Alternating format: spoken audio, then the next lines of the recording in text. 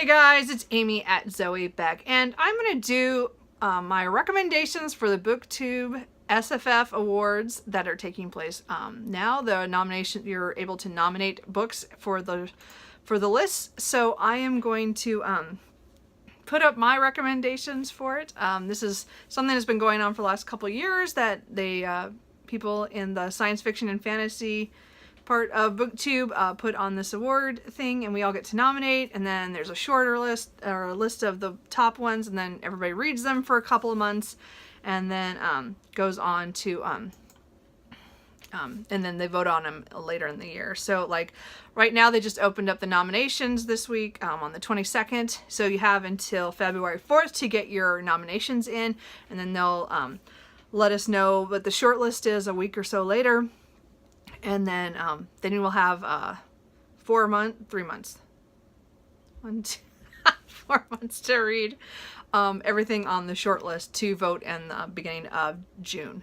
So anyway, it's so much fun. And I remember last year I had not joined BookTube yet, but I watched all the Babbles, which are these videos that have like a theme from off of the Goodreads site or off of their website. BooktubeSFFawards.com. So you can go either place to look to see what's going on. So anyway, so I'm going to do my nominations of what I think would be nice to see on the list. I actually have one extra in one category, and in one category I only have one suggestion. I didn't realize I hadn't read enough in that. Like I bought a lot of stuff, but I didn't read as much.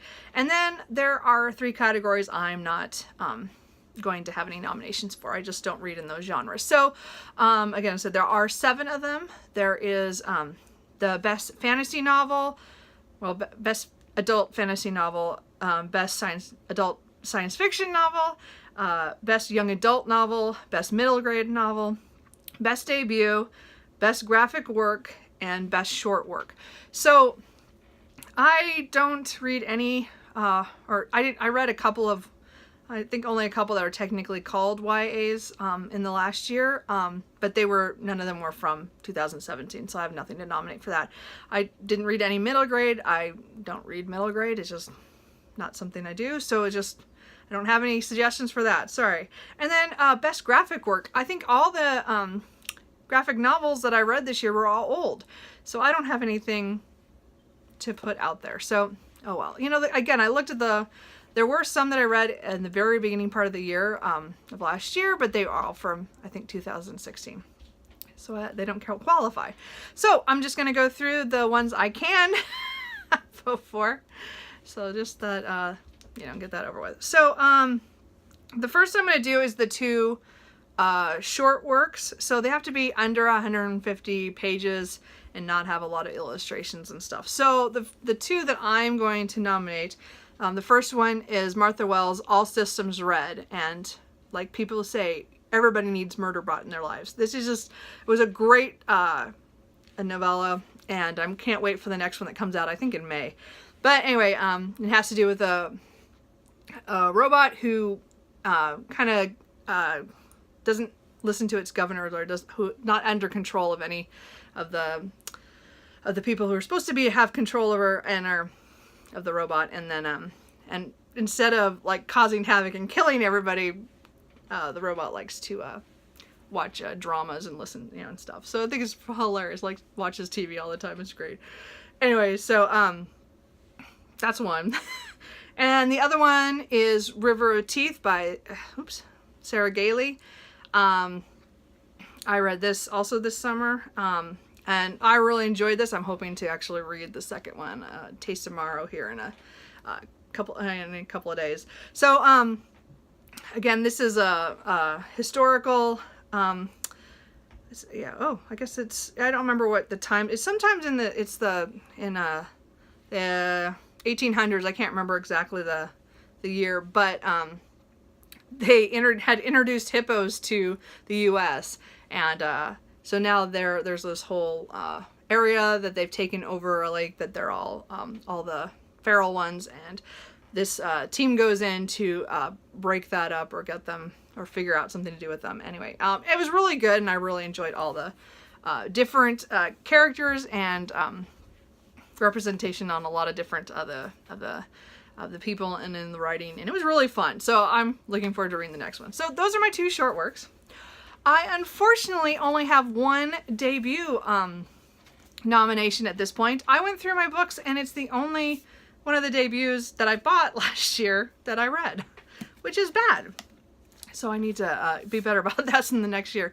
I had a lot of new to me authors, but almost all of their first books were in 2016, you know, so, you know, or 2015. So it was like I was catching up. So this is the only one that came out in 2017, and that it looks like it's a debut. And that is Kings of the Wild by Nicholas Ames. And I loved this book. This book was so much fun. It was a romp of older guys who used to be this great mercenary band and used to go out and kill monsters and stuff. And then they broke up and did their own thing for, you know, 20 years. And then one of the guys comes back and tries to get everybody back together because his daughter, who now became a mercenary, is in trouble. So this was just a lot of fun. I enjoyed the ride of this. I laughed all the way through it. And the main character, or the one who's mostly narrating the story, you know, it's mostly from his point of view, Clay, is one of my new favorite characters. I just love him. He's so relatable. And the things he thinks and says is hilarious. I just love him. Anyway, so that's... But it's unfortunate. That's the only debut I could find that I've read. So anyway, I'm looking forward to seeing what everybody else writes down as debuts, and maybe I'll pick up some. So then I'm going to go on to the best science fiction novels. I actually have 3 that I'm thinking about nominating.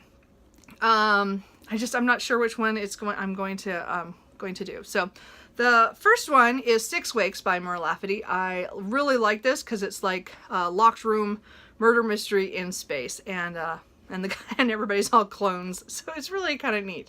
So just a great sci-fi. I thought it was a really easy read. It was just fun, and you know, it was neat. As I said, the backstories and stuff were done really well in this, I thought. So of all the characters, how they got to be on this ship, I thought was really well done. So I really enjoyed that. So that is on my list of potentials.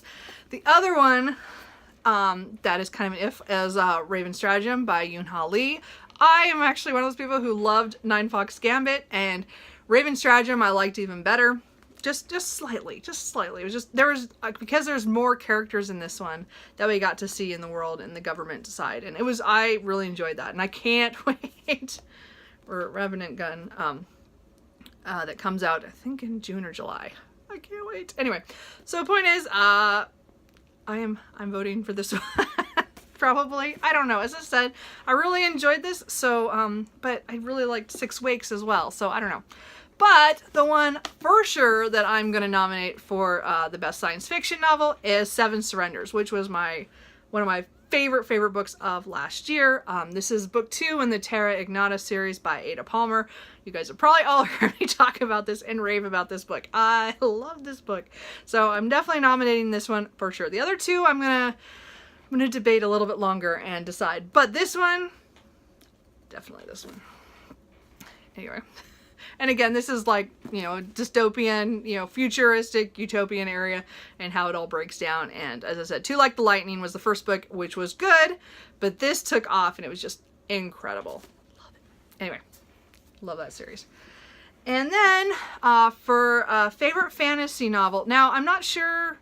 I mean, maybe I should have checked to see if this is going to qualify for fantasy or science fiction. I consider this one fantasy, so I'm putting The Stone Sky by N.K. Jemisin in this. This was book 3 in the Broken Earth series, or so I guess it's a trilogy. Anyway, I just finished reading this at the end of the year, and I'm so glad I did. It was a wonderful read, and I loved the way this ended. I mean, it ended the way it should. Like, it wasn't disappointing. So, anyway, so it's not a surprise, I think, that N.K. Jemisin is on this list. But anyway, so, and again, I consider that more fantasy than anything else. And then, my favorite fantasy novel that I'm also nominating, which again, I don't think is any surprise if you guys have watched my channel this year, and that is The Witchwood Crown by Tad Williams. And again, for me, this was just everything because it was nostalgia from a series, the Mary, Sorrow, and Thorn series from when I was growing up and read that, to now, you know, 30 years later, all the characters who are still alive and all the mysteries of stuff that's happened over all those years and all the conflicts that are starting to happen are just phenomenal. And this had the best set of cliffhanger endings for every character, and I love it. And I have to wait till 2019 for the next book, and I'm a little upset. But still, favorite fantasy book of the year. So those are my nominations. Again, I have a couple of gaps in some things, but that's kind of what I want to do. So other than that, what are you guys nominating? Did you guys do that already? Or as I said, I'm just trying to make my list, so I think I'm going to do this pretty soon. But you have until February 4th, so make sure you get to the Goodreads group. I'll have that link down below, as well as as I said, the website, and so to fill out the form, the submission form. So anyway, that is my first BooktubeSFF Babbles. I went away, went away. It's okay, it's early. I'll see you guys later. Bye.